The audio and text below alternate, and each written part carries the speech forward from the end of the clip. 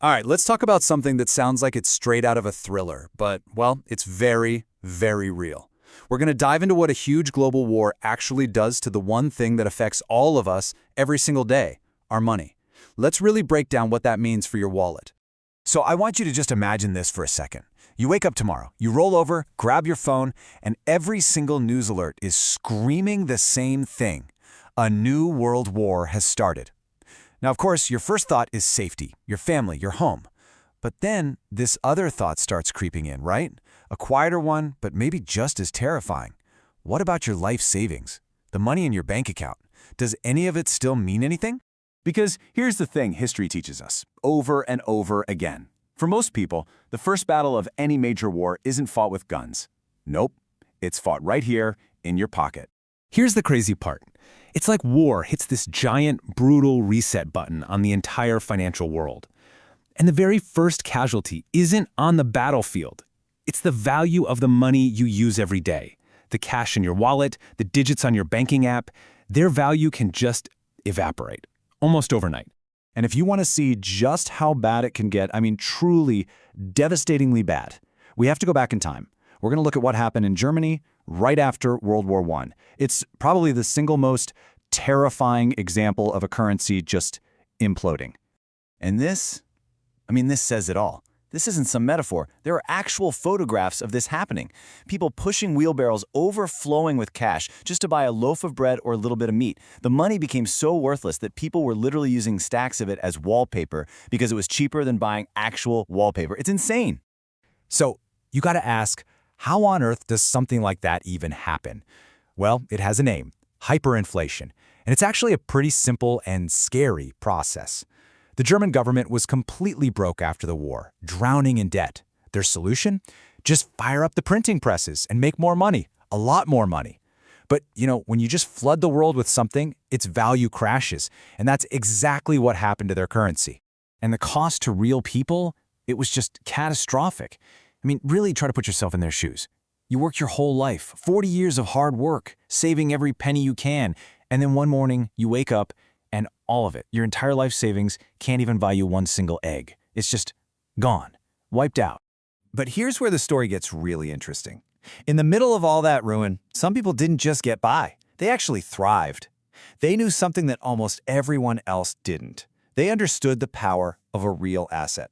And this really shows the two different worlds. You had one group of people, the ones who got wiped out. These are the folks who trusted the currency, who kept their money in the bank as cash, and poof, it vanished.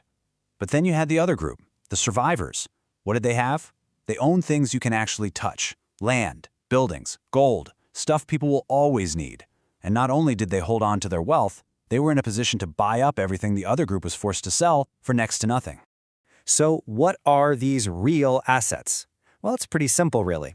They're things that have value all by themselves. Physical stuff. Land, property, precious metals like gold, or even goods that people will always need to survive. And here's the absolute key, the one thing they all share. A government can't just hit a button and print more of them out of thin air.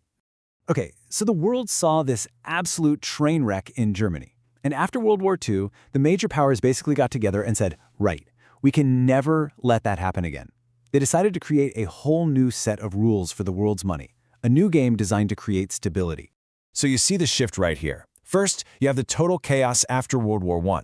Then, fast forward to 1944, World War II isn't even over yet, but the world leaders are already planning the peace. They meet at a place called Bretton Woods and come up with a new plan. Make the US dollar the center of everything, the anchor for the entire global economy. But why the dollar? Why would the whole world trust it? Well, there was one huge reason. The US government made a promise. They said every single dollar we print is backed by actual, physical gold in our vaults. So once again, the trust wasn't in the paper itself, it was in the real asset backing it up. Okay, let's hit fast forward and come all the way back to today, because our world looks totally different, right? We've got the internet, we have digital money, we have cryptocurrency. So the big question is, do these old lessons from 100 years ago still matter in our modern digital battlefield? And this is a really tough one, because you can see it from both sides. Think about the risks, right? If there's a huge conflict and the power goes out or the internet gets shut down, your crypto is basically a brick. It's useless. Plus, when people are panicking, they usually run to what they know and can hold, not some line of computer code. But there's another side to this. What if the bank shut down? What if the whole official system freezes up? Well then, suddenly having something like crypto, something outside of direct government control, could be an absolute lifeline. And just to make things even more complicated, there's a new player entering the game: governments themselves. See, they're not just going to sit by and let crypto have all the fun. They're building their own digital money, called central bank digital currencies. And the difference is huge. This would be a digital currency, sure, but one that gives them total control and the ability to see every single transaction. So when you step back and look at the whole picture, from Germany 100 years ago to the digital age today, you start to see a pattern, don't you? It's like there's a playbook for what happens to money during and after a massive conflict. The real question is, when it happens again, which side of that playbook are you going to be on? And that playbook is surprisingly predictable. First, you get a ton of inflation. Governments have to pay for the war, and that usually means printing money, which makes your money worth less. Second, you can bet on higher taxes. Rebuilding isn't cheap, and that money has to come from somewhere. And third, and this is the big one, you see this massive shift in wealth. The people who are unprepared get wiped out, and the people who saw it coming, well, they end up holding all the cards. You know, they say history doesn't repeat itself, but it sure does rhyme. These financial resets, they aren't an accident. They are a predictable feature of major conflicts. And so everything we've looked at today really boils down to one final, crucial question for you. The next reset is always on the horizon. So will you be a victim caught by surprise, or will you be a victor because you are prepared?